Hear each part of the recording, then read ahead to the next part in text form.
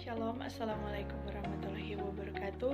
Perkenalkan, nama saya Girsa Tenda dari kelas A2 Keperawatan dengan NIM 2010201455. Postpartum, fisiologi postpartum dan asuhan keperawatan postpartum. Pengertian postpartum.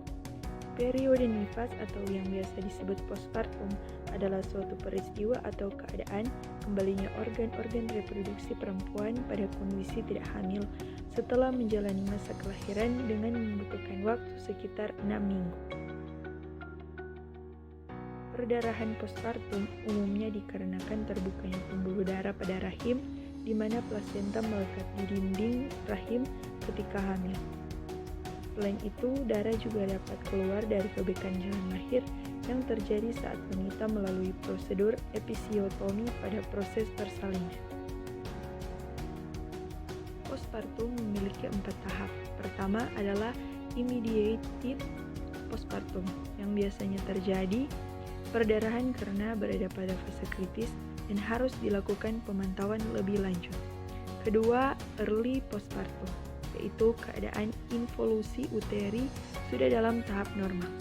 Ketiga, late postpartum, merupakan tahap di mana ibu sudah bisa mencoba untuk melakukan program KB atau keluarga berencana.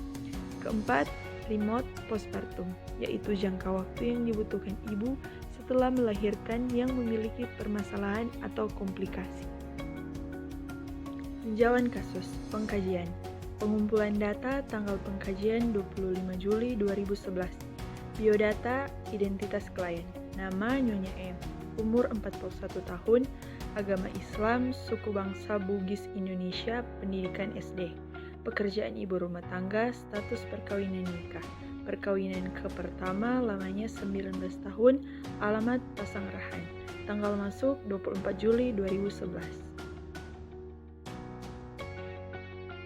Data biologis atau fisiologis. Keluhan utama nyeri yaitu nyeri pada perineum dan abdomen. Riwayat keluhan utama, klien mengatakan nyeri perineum dan abdomen dialami sejak tanggal 24 Juli 2011 akibat persalinan. Nyeri perineum dirasakan dengan skala 4 tingkat sedang dan nyeri abdomen dirasakan dengan skala 3 tingkat ringan. Hilang timbul dan lebih dirasakan pada saat nyeri bergerak. Nyeri perineum dan abdomen dirasakan selama kurang lebih 10 menit dan berkurang bila beristirahat atau berbaring. Data subjektif. Klien menyatakan nyeri pada perineum. Klien mengatakan nyeri pada abdomen bagian bawah. Klien mengatakan nyeri dirasakan apabila bergerak. Klien menyatakan bahwa nyeri hilang timbul. Klien mengatakan belum bisa bergerak banyak. Klien mengatakan masih banyak darah yang keluar dari vagina. Klien mengatakan sulit bergerak.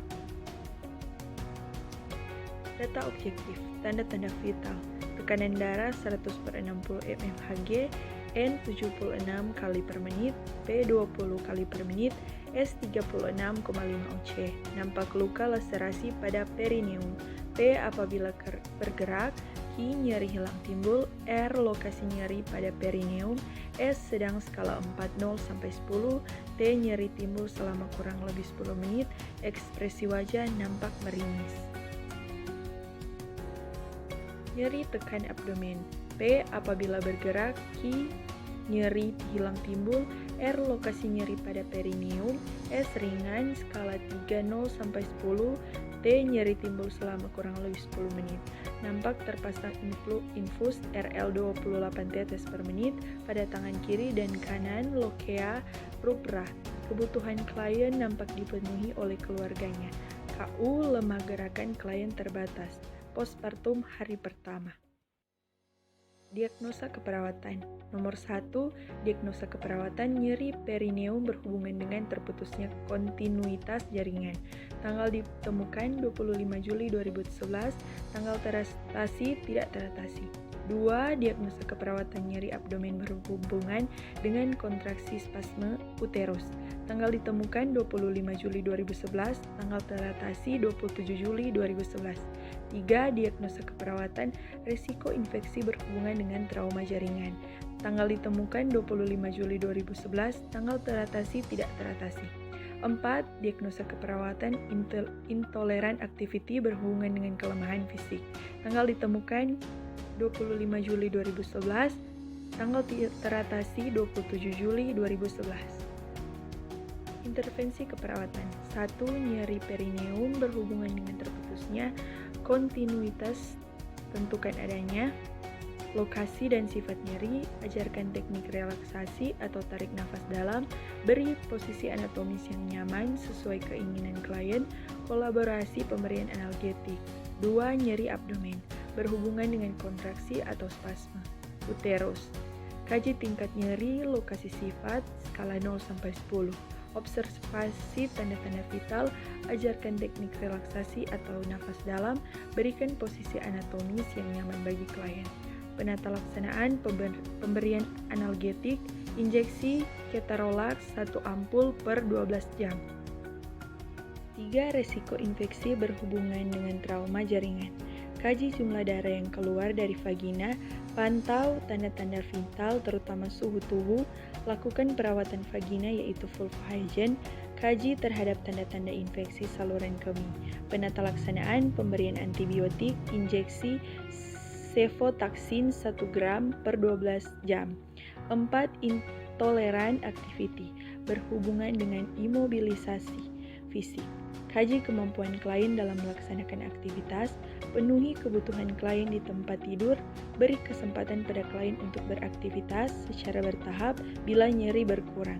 Informasikan tentang pentingnya aktivitas secara bertahap. Kesimpulan. Pada pengkajian keperawatan Nyonya M dengan postpartum hari pertama, didapatkan kesenjangan antara teori dengan kasus karena tidak semua data yang terdapat dalam teori didapatkan pada klien. Begitu pula sebaliknya. Pada diagnosa keperawatan klien Nyonya M dengan postpartum hari pertama, didapatkan kesenjangan di mana pada teori terdapat 12 diagnosa keperawatan, sedangkan pada kasus hanya didapatkan 4 diagnosa keperawatan.